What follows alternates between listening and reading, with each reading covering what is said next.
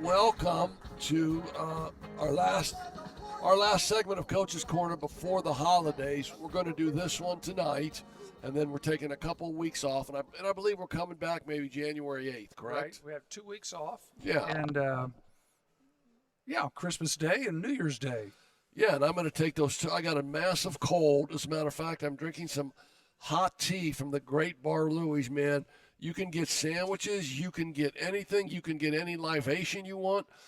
But if you ask for hot tea with lemon, right here, man. Right here. Summer took care of us. No, just we've right got here. We've got our favorite waitress, and she has just done another phenomenal job taking care of the sick guy. Bar Louie's is amazing. So here's what I want to tell. John, I want to tell you this, and I want to tell you this.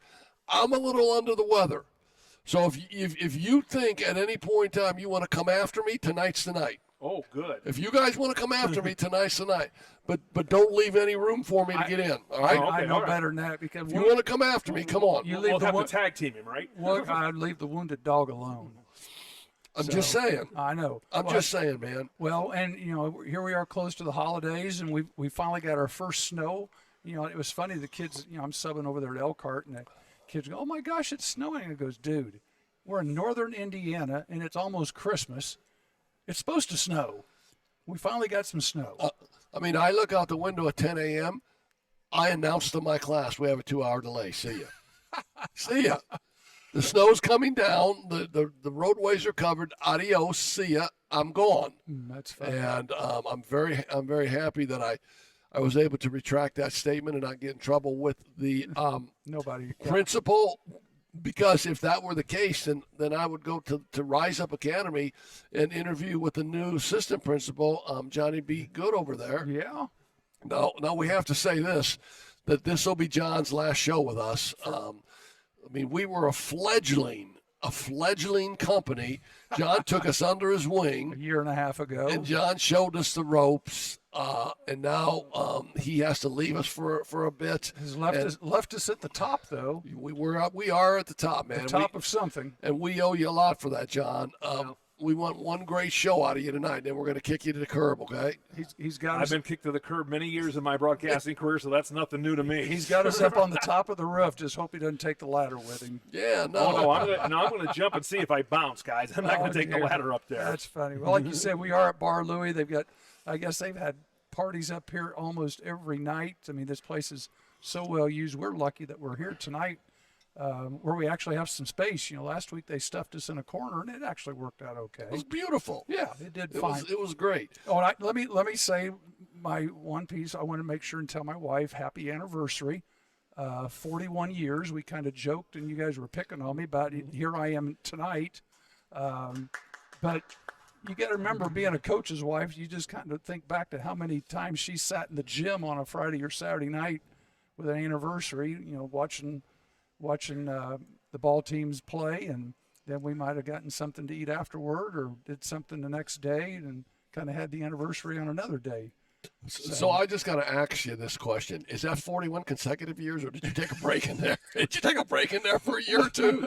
Or is that a straight-up run? No, I got to be careful because the mother-in-law listens to this. So okay. No, that's straight-up run then. That's a good run. 41 consecutive and blissful years of never had a fight.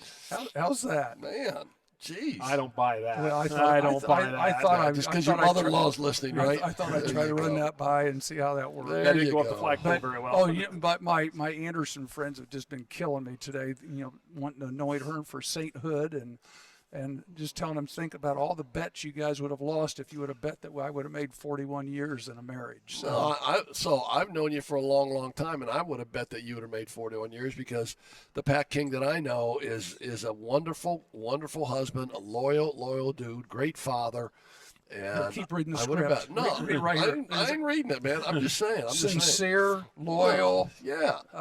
Patient. No. The word crazy goes in there a little bit, but we're all crazy, man. In our own way. We all have our own little things that we do, but the fact that your wife is a coach's wife, she understands that. She let you go do your thing. Yeah. And No, it's amazing. It's amazing. Congratulations. So there we are, and we got married because did you have to get married? We had an off weekend. Oh, not that I know. I thought you had to get married. Well, her dad was kind of putting the thumb down, thinking, "Okay, let's make a decision, dude." Because I said I got other things to do here. I need to check the dowry on this and everything going on with that. Well, so, no, it all worked out great. So you got your father-in-law's truck out of the deal, right? I did. Father-in-law passed on. You got the truck. I got a truck, so I think he liked me. No, he liked you. And whenever I need to borrow a truck, I get to borrow the truck. It's a nice truck. You got a truck, man. Are you kidding me? Now we just need the boat to go with it. I think that's how the country music song is with it. Yeah, you got a truck. So we're going to start this show on really. It's a sad note for me and you too, because somebody we watched. Well, we watched him grow up. We watched him play. We watched him grow up. Eric Montross, at age 52, just passed away from cancer down in North Carolina. Just way too young. I mean, a state champion at Lawrence North in 1989, Indiana All-Star in 1990, two-time All-American at the University of North Carolina. Got Dean Smith a second national championship in 1993, ninth overall pick in the NBA by the Celtics. Played for a plethora of teams in his 8-year career. And then when he got done playing, he stayed down at North Carolina, and he's been the broadcaster for their basketball program for the past 18 years. So he's truly or he was truly a basketball guy. And lots of charitable groups that he was organized and stuff behind the scenes down there as well. Exactly. So I know a good friend of mine, Ralph Scott, who coached the big men at Lawrence North. Ralph made a couple comments on Facebook today. One of his other assistant coaches was a guy named Jimmy Etherington. You know Jimmy. I know Jimmy, sure. And Jimmy coached with me at Anderson, and Jimmy just couldn't say enough great things about Eric Montross, and it's just way too soon, because you don't expect that. I mean, you say this cat's going to live to be 80, man, and cancer is a mean dude, man. Cancer is a mean dude, and it takes no prisoners, man. And it's very democratic. It picks on everybody, no matter white, black, blue, green. Doesn't make it rich, poor, doesn't matter. Yeah, no. And so, I mean, our sympathies go out to Eric's family and all of his Tar Heel Nation down in North Carolina, and then all of his fans and his supporters in Indianapolis at Lawrence North. Jack Kiefer has won 1,000,000 games and just kept coaching and coaching and coaching, and had players coming up to the pipeline, great players. I mean, Greg Oden, Mike Connolly, just great players. And so there were a lot of people that claimed that Montross's dad, who was a lawyer, had a lot to do with getting some of those players there. You know, how Oden magically appeared from Terre Haute, then about 9th grade, ended up magically at Lawrence North about his freshman year. Little stuff like that. But the one that I noticed you were talking about, people, Alan Henderson had a nice quote in the morning paper too about him, how they grew up together playing AAU ball and playing against each other, not only junior high, high school, then again in college when the IU North Carolina games that they had. They all grew up in Indianapolis, and they all played AAU ball for a program called Municipal Gardens. And they practiced at Bloomington South all the time. Coach Knight and his staff were always involved in it. And I know the state of Indiana, and it worked out for Eric playing in North Carolina. He wins a national championship. But I know the state of Indiana, much like it was the same way when Greg Oden came out and he goes to Ohio State. We all wanted those dudes to stay in state. Sure. And we wanted them to play at IU or maybe Purdue. But they chose to take their talents elsewhere, and God bless his family. God rest his soul, and may eternal light shine upon him. Hey, I'm just going to go down this paper, and then we're going to get some organization here. Okay. So got a little hodgepodge of things going, don't we? Yeah. I mean, college basketball just for a minute, and then we'll get into it a little heavier. But Northwestern lost to Chicago State last week. Chicago State is 4-9, so Northwestern's point spread was plus 25. Chicago State beat Northwestern 75-73. The biggest upset. I mean, some people were saying the biggest upset in the Chicagoland area ever, because Chicago State is a lower Division I. Sure. And it's at the bottom of the pack. And if there's 400 Division I schools, it's ranked 399. And that's just. I'm not trying to be cruel, but I'm being straight up on what Chicago State is. And that's the same Northwestern team that beat Purdue 2 weeks ago. Yeah. Yeah, and so I guess my point with that is, at any point in time, man, anybody can come out and anybody can beat anybody. So when you schedule, and I think scheduling in basketball, I mean, it's a great perception that scheduling is really important, and so you get games like Chicago State. I mean, you don't think twice about giving Chicago State maybe $5,000 or $10,000 to come into your arena and play, right, because you're going to get a dub, and your guys are going to get a workout. But it's got to just be disastrous when you pay those cats $10,000 and they come in and beat you. That's for sure. Well, and if you look at the schedules this week coming out of finals, most of your big name schools are playing teams that they should beat.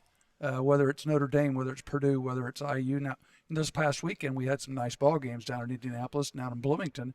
But if you notice now, the games that they play tonight, tomorrow, and the rest of this week are pretty much going to be, I wouldn't call them tomato cans, but they might be closer to cupcakes. Yeah, I think they're in that same realm. They're paying them to come to town. As Purdue plays less Head State.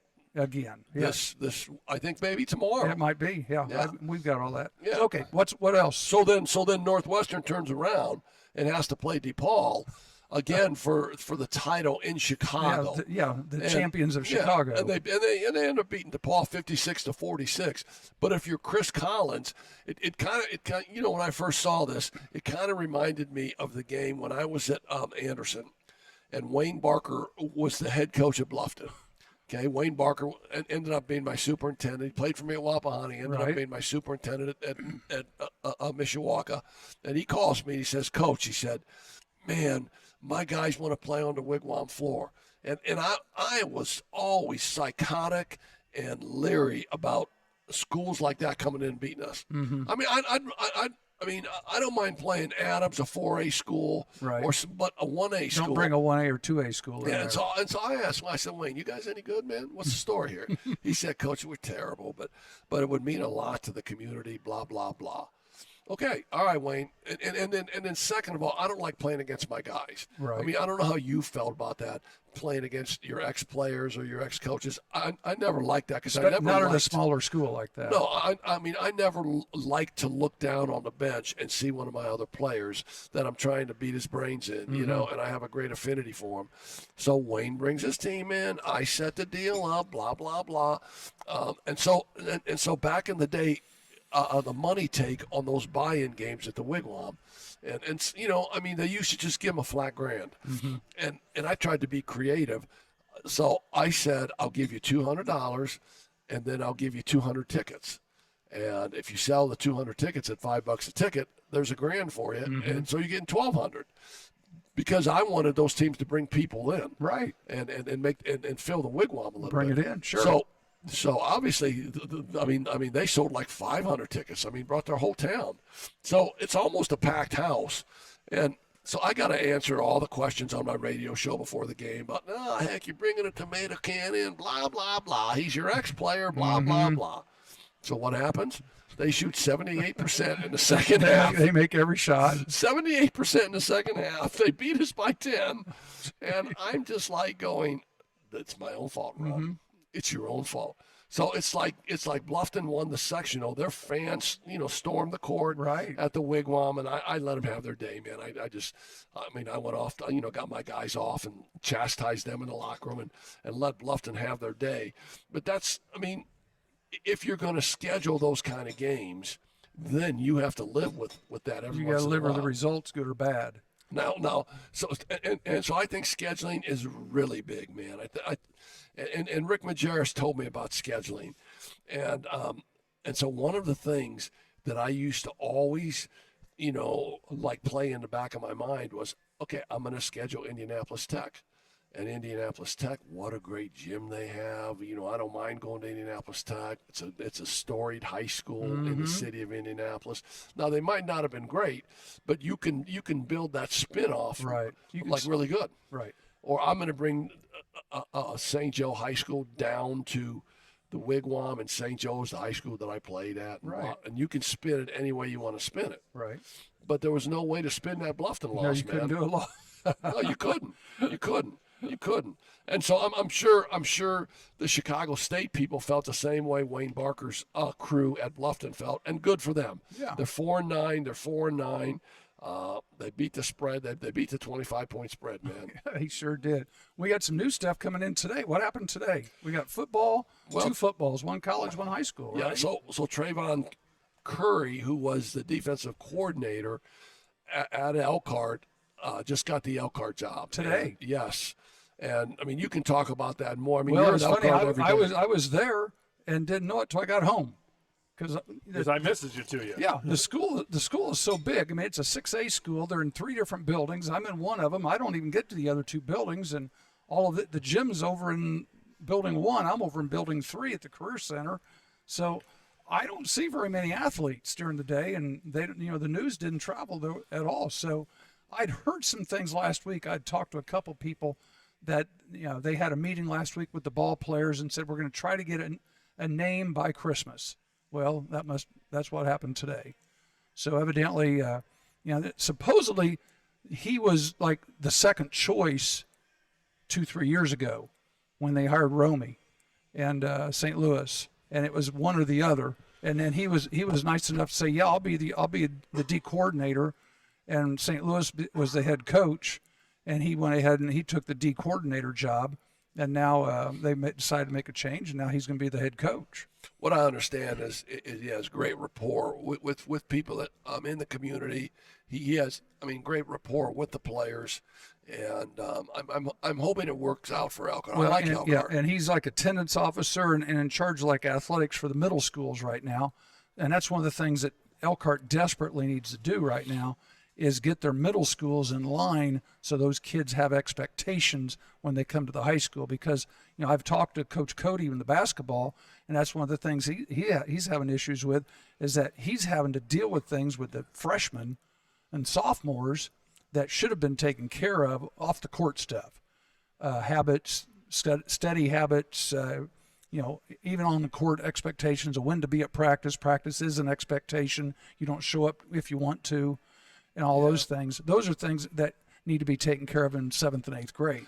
Yeah, and I think that's one of the things that's going to happen there with Elkhart. Now he has that established. Those kids are, both football and basketball, are going to have expectations when they get to the high school. So it's just going to take a matter of time. Yeah.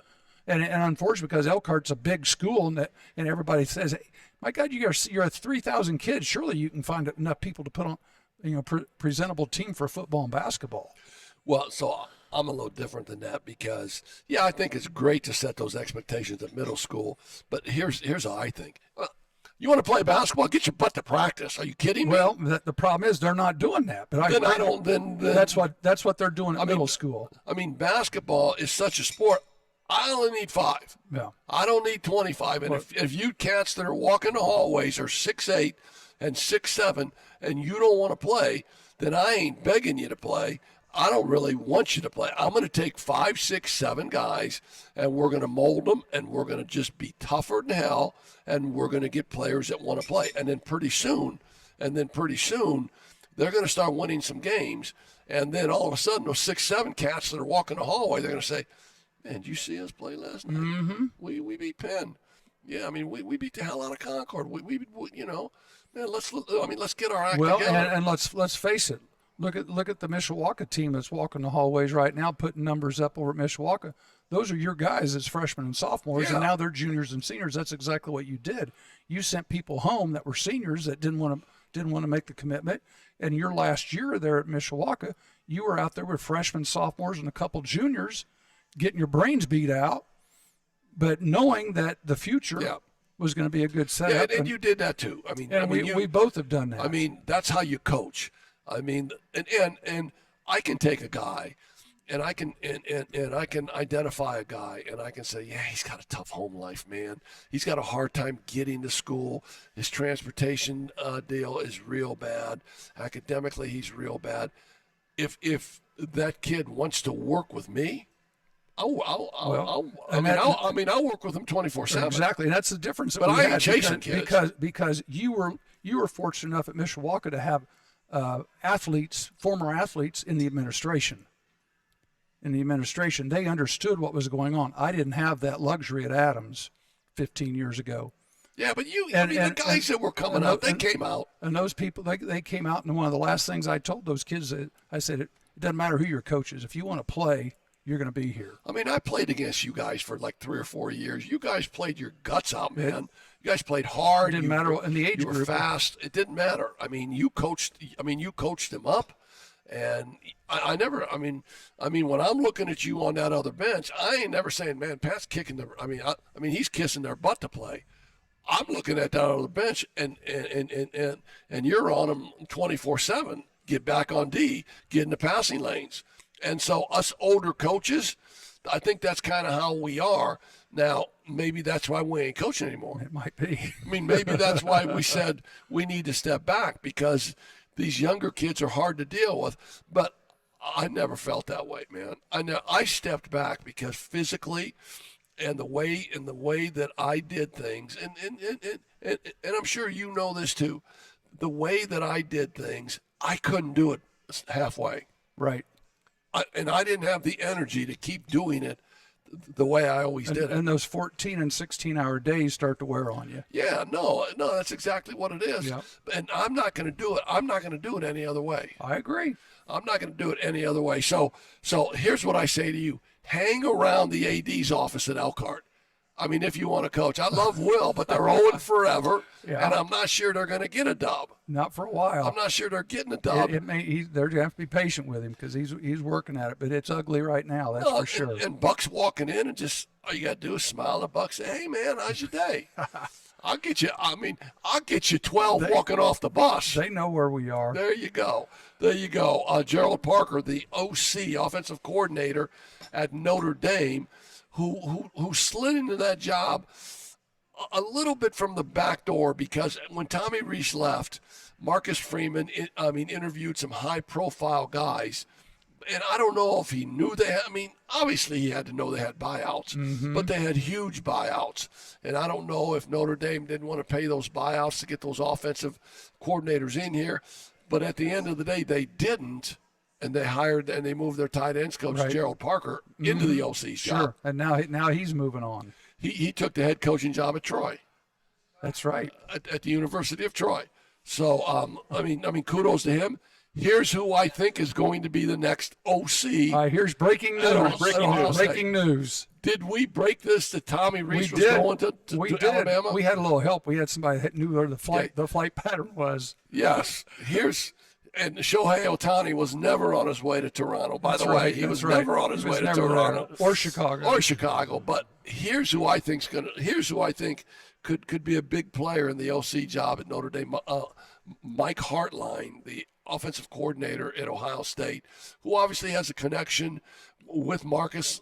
Mike Hartline played in the NFL for quite a few years, played with the Miami Dolphins, and is really a sharp young coach. And I don't know how much Ohio State's paying him, but I'm pretty sure, whatever he needed, we could pony that up. So I'm just saying, I got no factual information. Just instincts. I got no airplane flights saying that Hartline got on and he's headed towards South Bend. I got none of that. We've got an insider who could probably find that out for you. I know it. Yeah, I know we do. Scotty King. Funny. Scotty King's on his way home, I think. He's somewhere between LAX and DFW right now.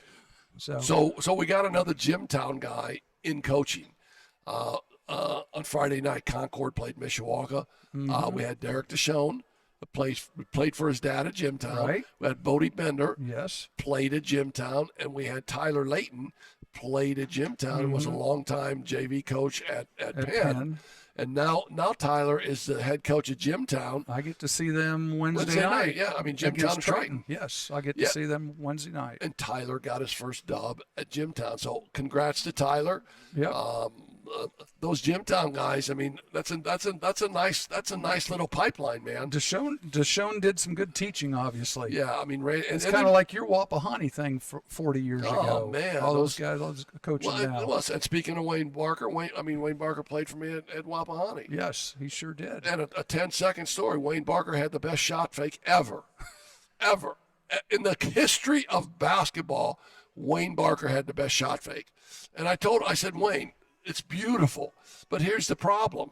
You can't shoot, so no one's going to guard you anyway, man. That's funny. It doesn't matter what your shot fake looks like.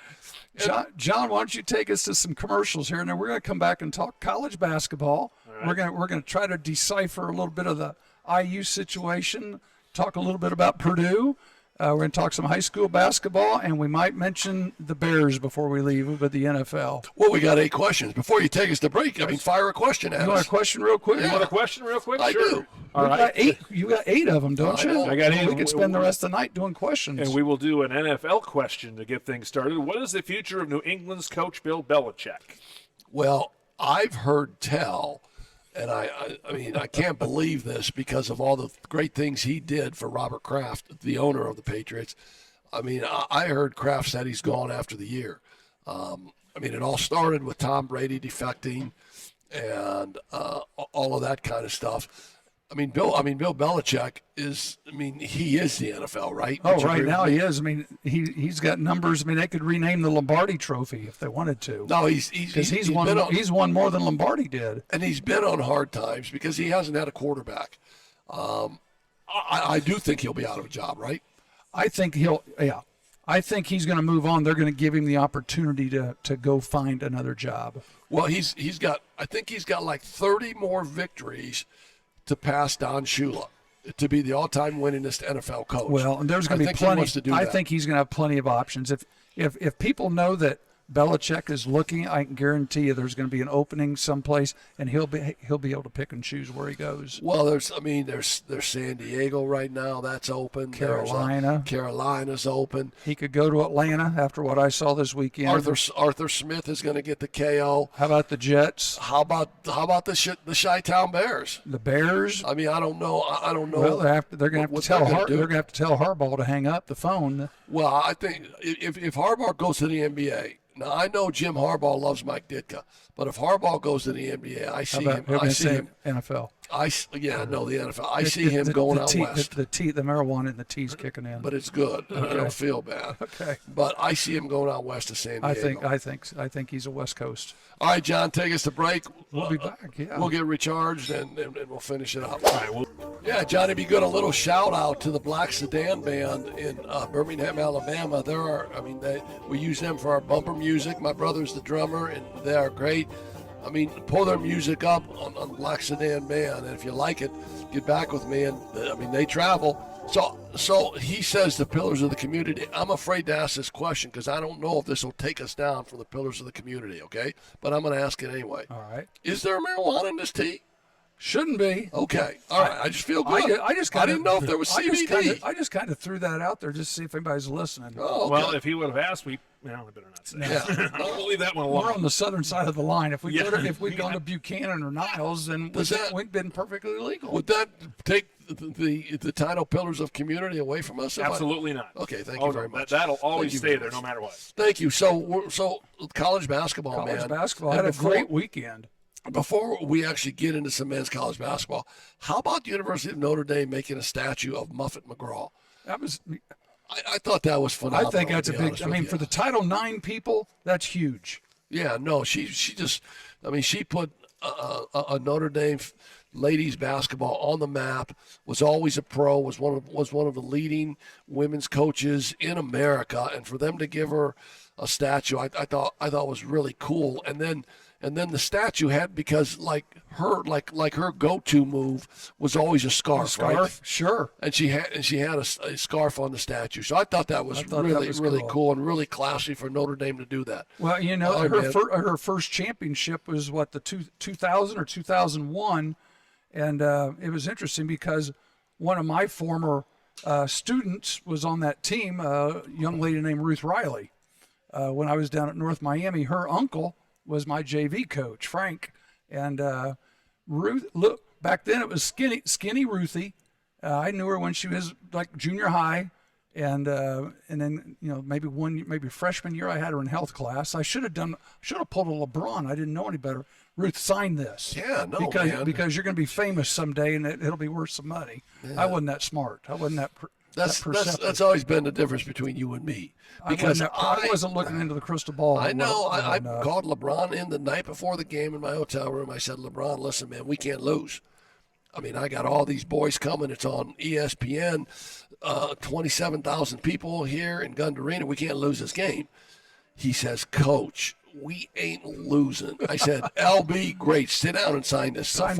Now, he had a little point guard on it too, didn't you? Well, he could go a little bit, Chris Paul. Yeah. He could go a little bit. All right, yeah. So you had Chris Paul and LeBron. I know somehow we got on a tangent here, didn't we? Charlie Villanueva. All on the same team. The same team who could play. A guy named James Lang who played at Oklahoma. A guy named Andrew Lang who was a point guard at Ohio State. You couldn't lose. If you had lost, they wouldn't let you coach the game anymore. Well, the other team had a player named Chris Humphreys on it. Now, do you know what Chris Humphreys was famous for? No. He's a great basketball player at the University of Minnesota. Johnny, do you know who Chris Humphreys, the player at the University of Minnesota, played in the league? Do you know what Chris Humphreys is known for more than probably his basketball ability? I do not. Is he a Kardashian? He was married to Kim Kardashian. Really? Oh, I did not know that. Kim Kardashian. When I heard Humphreys, I'm thinking, okay, that's a Kardashian for 12 weeks. Wow. Yeah, 12 weeks. I bet he's got pictures, stories, everything, man. Oh, Lord. Hey, let's talk about Kansas and IU. Great game. We had a great Saturday of TV watching. They were the early game, and what a game. What a game. I mean, IU played probably their best half of the season in the first half, and everybody was excited. And then Kansas just methodically got back into the game, and that Kevin McCullough, he's pretty good. He's pretty good. He had 21 free throws in the late minutes, and the guy I really still like to watch play is Hunter Dickinson from transferred from Michigan, big 7-footer, left-handed. Yeah. He just shakes his head. And he's played it. So going into Assembly Hall was no big deal for him because he'd been there, playing Michigan IU games. Yeah, and Bill Self is a pro, man. Who are we kidding? I like Bill Self doesn't really say much. His teams compete really hard. They compete at the highest level. And Woody has had his guys playing, man. I mean, up until, 2 or 3 minutes left in the game. I mean, IU is right there, and if they get a game out of Ware, their 7-foot center. I mean, he goes 3 for 12 from the field. He scores 11 points, but he has 15 rebounds. If he gets his average, which is 17 or 18. Notre Dame or IU wins that game. Now, Trey Galloway had a career, had a hell of a game with 28 points. And hit the three, the possession before the last possession to cut it to 3, right? And I was in the car at the time and listened part of it, and he took a 3, I think, in the first half and made it. And Don Fisher just went nuts. He says, it was one of those, what's he doing? And all of a sudden it goes in. He goes, that's the first 3 he's made in a month. Like that. And then he started giggling because he knew oops, I probably shouldn't have said that. Yeah, well, he was 2 for 4 from 3 in that game. And he took that one in the first half. Then he took one with about a minute left and made it. Yeah, and then he came down and tried and took another one right next possession. If he'd made that one, that'd been a game winner. Yeah, you could have called Fish and said, "Hey, Fish." Yeah, and he could say that again. He could have run for mayor by then because he would have been the favorite player for at least a day or two. Yeah, I mean, and I think Renaud had a good game with 13 points. Mabako had 14 points, but I think the guy was Ware. If Ware has his normal game and doesn't go 3 for 12, then I think IU, But with all that being said, I mean, IU is a possession or 2 possessions away from winning that game. But I think what you just said is who was guarding.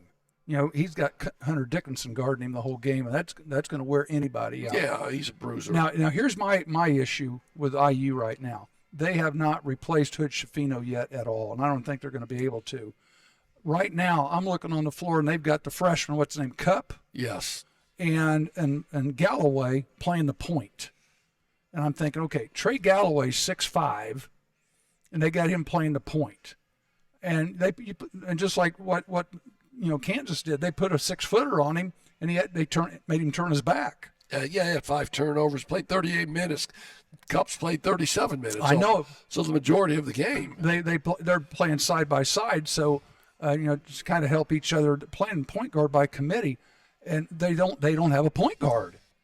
Yeah, and I think they don't have a point guard right now that can attack the basket, create, and not necessarily score, but create other opportunities for someone else. Both of those guys are back it down the floor, throw it to a wing, and go set a screen. Yeah, I mean, players. It's too predictable to get into that offense that way. Instead of somebody beating somebody and getting to the rim or forcing a draw and kick, they can't get beside people off their first move right now. Yeah, and Hood Schifino was always going to be a tough replacement. And if it wouldn't have been for Matt Painter not following a scouting Can't report, read a scouting report and say don't let Hood Schifino go right, because that's all he can do is go right and likes to get into that J. I think he goes for 38 against Purdue, and all the NBA teams put that film in and watched it. And Matt Painter saying, "Good man, we got him out of the Big Ten. Yeah, he's in the league. We got him." Well, John, because of that, I'm going to pick. Here's my 3 choices for my Fricks driving road team of the week. And one of them was the Gonzaga-UConn game, because UConn went out to Seattle Friday night and beat Gonzaga. Also, Georgetown comes to South Bend and beat Notre Dame. But I think the highest profile game had to have been the Kansas game. So I picked Kansas as my road team of the week. The Bloomington people won't be happy about that. But I think IU's number one, they're first in the conference right now. They're 2-0 in the Big Ten. Yes, they're 2-0 in the Big Ten. So now they've got 2 or 3 games here through the Christmas holidays, and then right after Christmas they'll start right back at it into the Big Ten season. Well, they're in a 2-game skid right now, as they got blown out by Auburn before. That's right. The Kansas game, but I mean they got a couple of tomato cans. They got a chance to get healthy here pretty quick. They got a chance to get healthy and get themselves going. Let's talk about Purdue, Arizona now, because I think that's an interesting game, and I think what you're starting to see is those 2 freshman guards that wore down late in the season for Purdue last year being really, really accomplished and good players now. I agree. And, Purdue's number 1 again.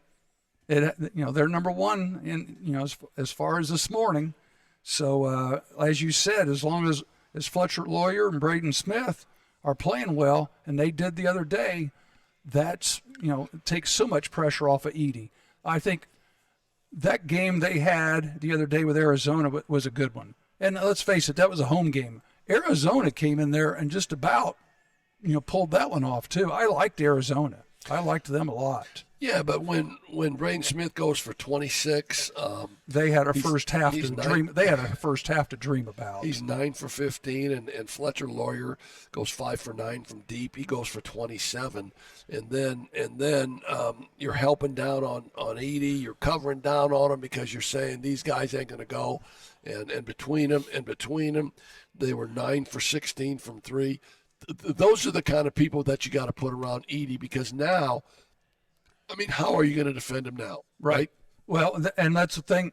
It's interesting. Arizona went zone in the second half, and it gave them a chance to cover out on them and really caused them some issues. And Arizona was long enough, and I think that's still going to be Purdue's downfall, if there is a downfall, will be they've got to find a 3 and a 4 man, because right now they're still struggling. They've got 4 or 5 people they're rotating through there, and they're not getting any consistency from their 3s and 4s.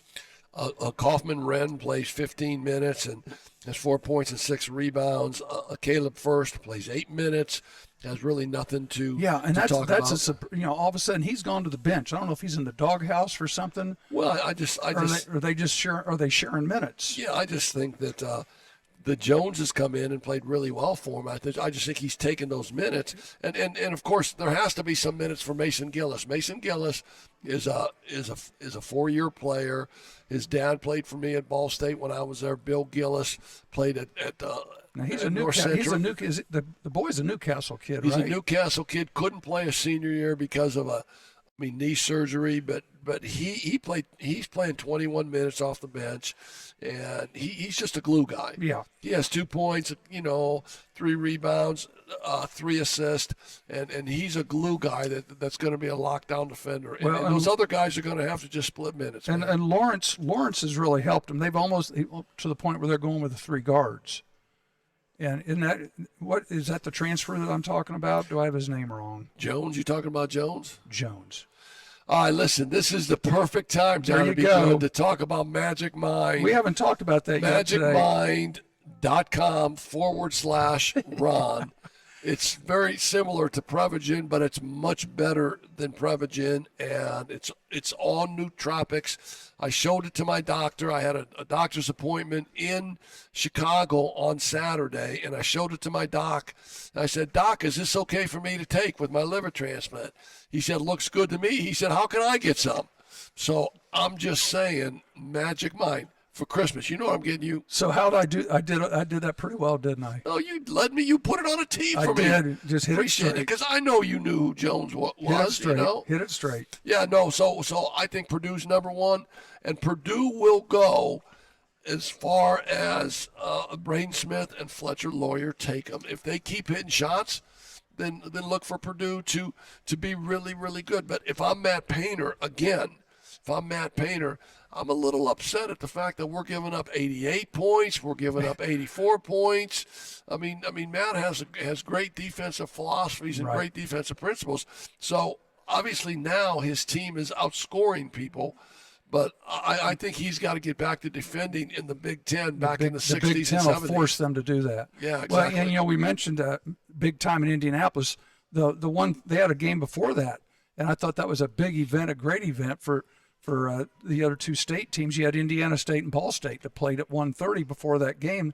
And they had a chance to play in front of that big crowd that was coming in for the second game. Well, that always used to be IU, Purdue, Notre Dame, and Butler. You're exactly right. And I don't know whether it was financial, whether it was money, or whether Notre Dame didn't want to play on a neutral court against IU or Purdue.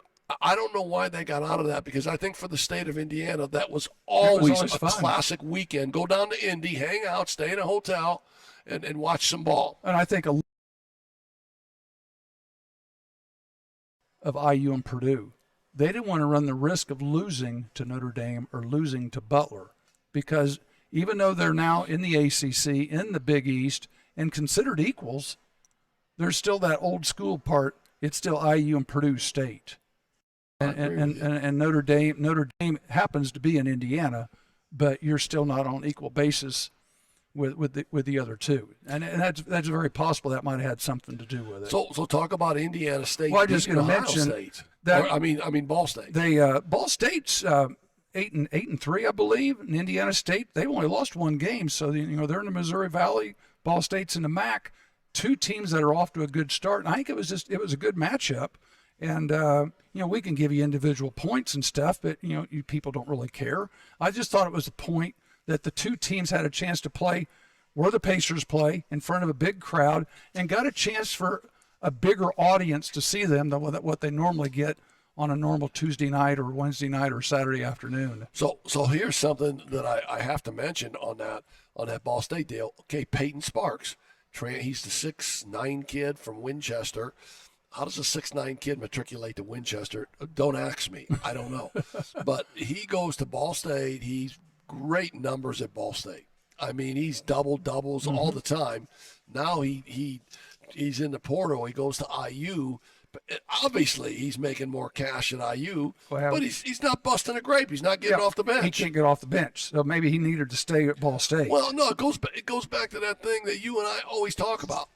I mean, I want to play. Right. I mean, I could have gone somewhere and sat the bench, but I went to Manchester and I freaking played. And when I played my last game at Manchester, I mean, they had to tear the uniform off me. That's how much it meant to me. And so it's that whole thing. I mean, do you want to go big and sit, or do you want to go smaller and play? Now you went to Butler. I did. And you got a scholarship. I did, and I sat. Now, in today's world, I don't know if I would have made 4 years there because they might have taken it from me.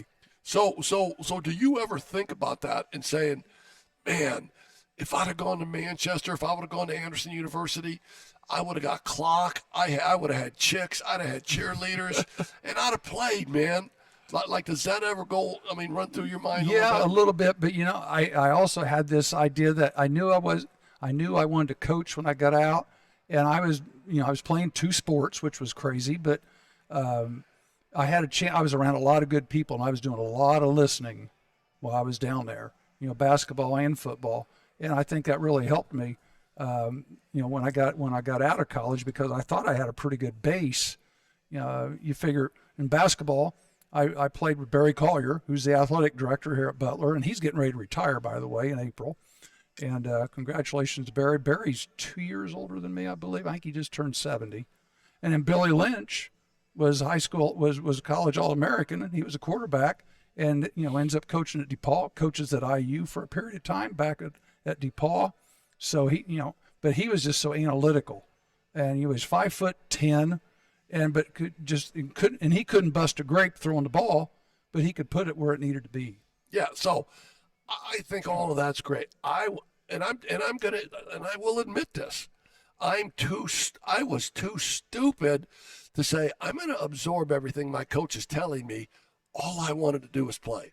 All I wanted to do was compete. All I wanted to do was have a chance to win and be a part and compete at a smaller school. Now I will tell you this.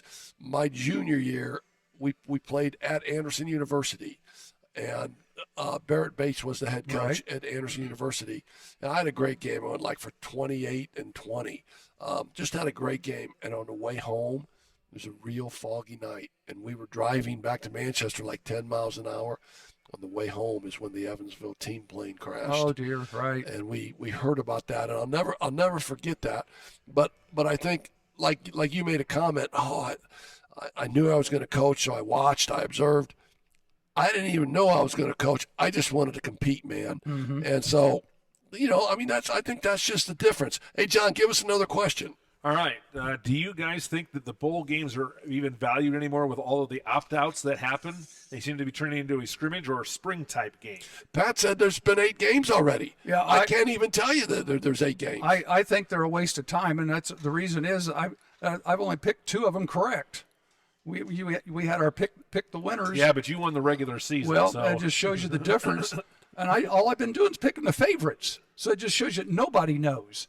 And out of the 8 games, I've got 2 correct. I think they're waiting for next year.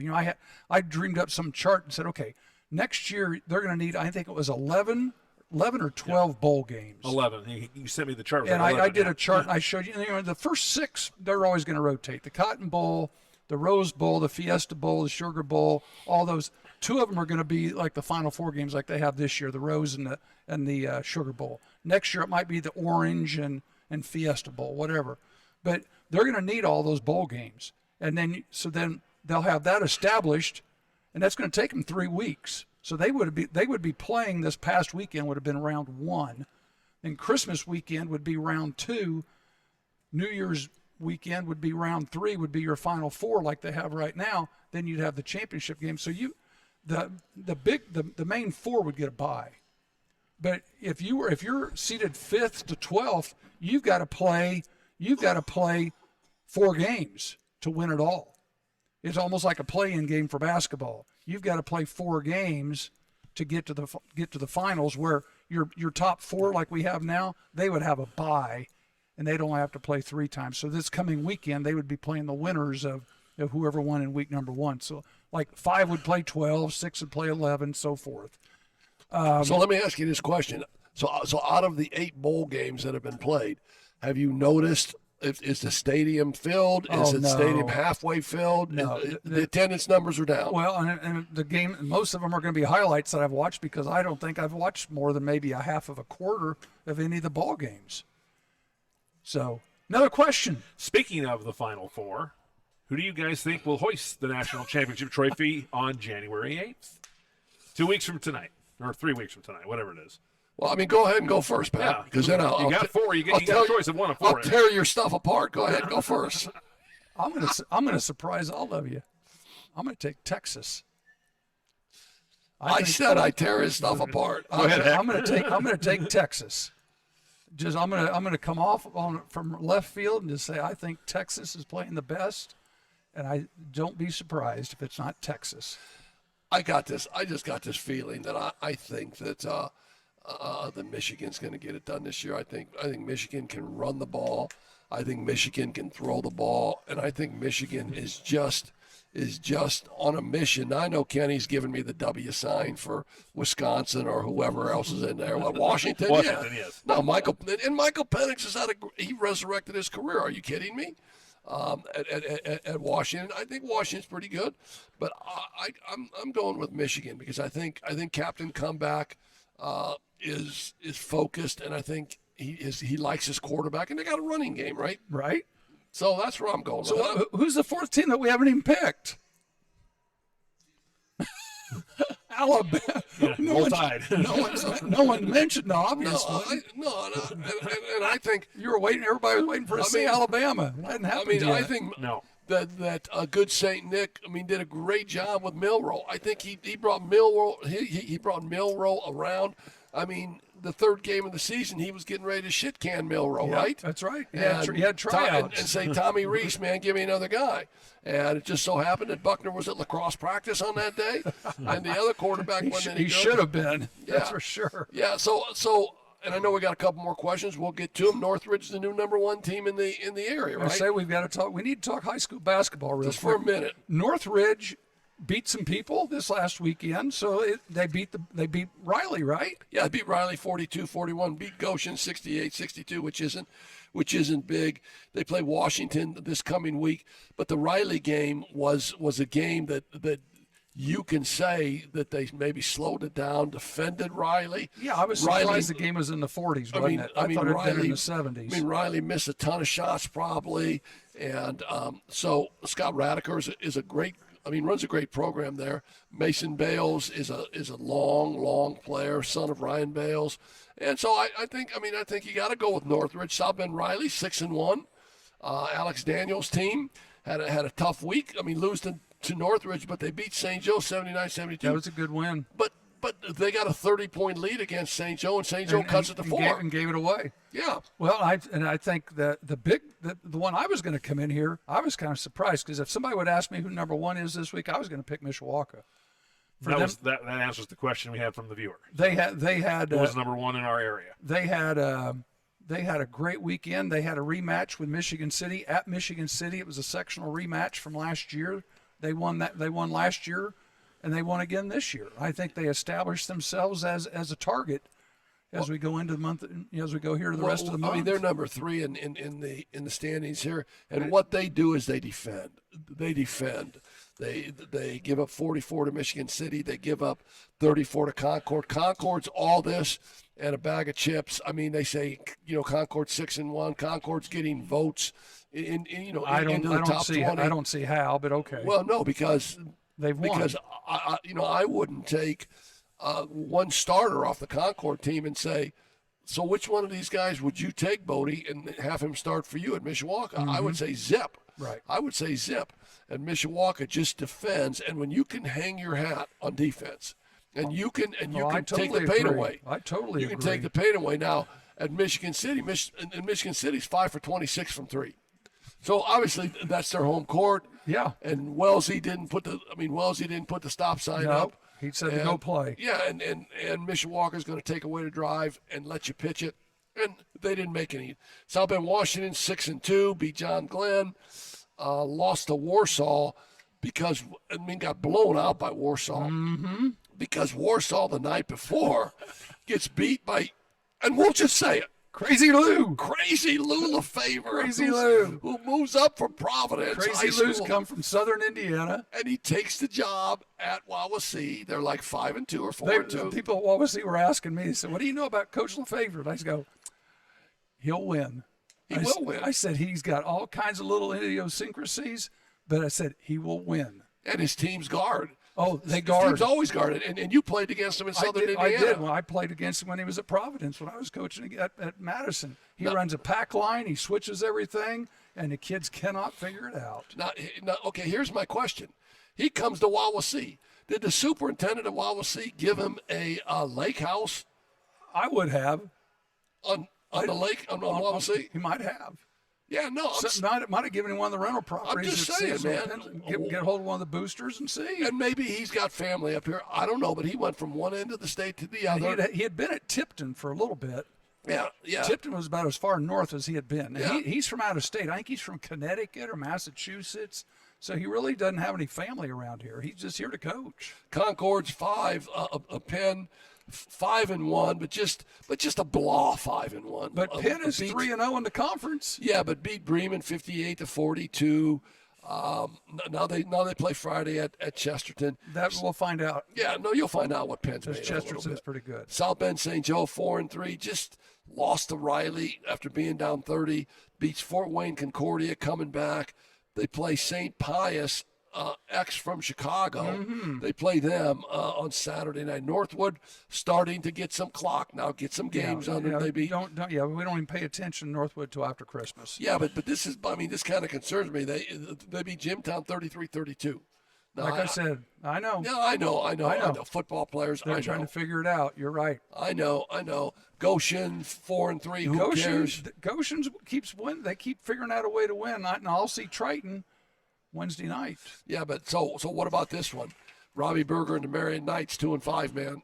At some point in time, you knew that some of that was going to run out because Robbie always had great players, and now the Sullivan kid is not his brother. He's not Declan Sullivan. No, and he's got the same last name. Yeah, they lost 4 starters, so it'll be after Christmas. It's a Robbie rebuild. will get him going. He'll get it figured out. John, another question, man. Our final question before we wrap it up for the night.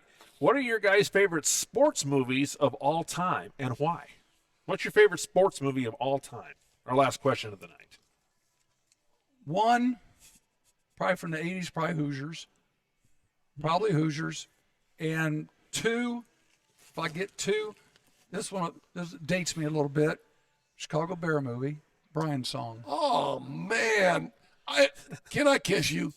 Can I reach over and give you a kiss on the cheek? I don't know. I better check my wife. Let me call my wife. It's your anniversary and you're kissing Coach Hack. Those are 2 beauties, man. I'm going with Hoosiers also, and I would have gone with Brian's song, but I didn't think about it. And so the one that I had in the back of my mind was 42 with Jackie Robinson. I thought that was a great movie. I thought when Eddie Stanky, the second baseman for the Dodgers, when he went over and told that manager for the Phillies to shut the heck up and get off of Jackie's ass, or it's going to be me and you going at it. I thought that was unbelievable. So I'm going with Hoosiers in 42, but Brian's song. We didn't mention we had 2 baseball ones that could be honorable mention. You got Field of Dreams and The Rookie. And For the Love of the Game, Kevin Costner, man. All right, guys. If we close now, we can get away with not talking about the Bears. Yeah, let's do that because we're over time. My whole thing was I didn't know whether we were on tankathon or if we're still playoff mode. We are on tankathon, and one more read here. Hahn Funeral Home, man, they're the best, located at 505 West 8th Street, downtown Mishawaka. Call Pat Hahn and his crew at 574-255-1474. Thanks to Tony Letcher with Health Markets Insurance. Whether you need help with your health insurance or Medicare, it's time you get the right coverage for the right price. Call Tony at 574-307-8882 or reach him at tletcher.com. It's been a great show. I apologize for my voice. You didn't take any shots at me, man. Not yet. You know I'm not 100%. That's right. John, on your way out, remind people what our schedule is here for the next couple of weeks. We are going to be off for the next couple of weeks for Christmas and New Year's, but Coach's Corner will return on Monday, January the 8th, so make sure you come back after having a great holiday season, and we'll see you back on January 8th.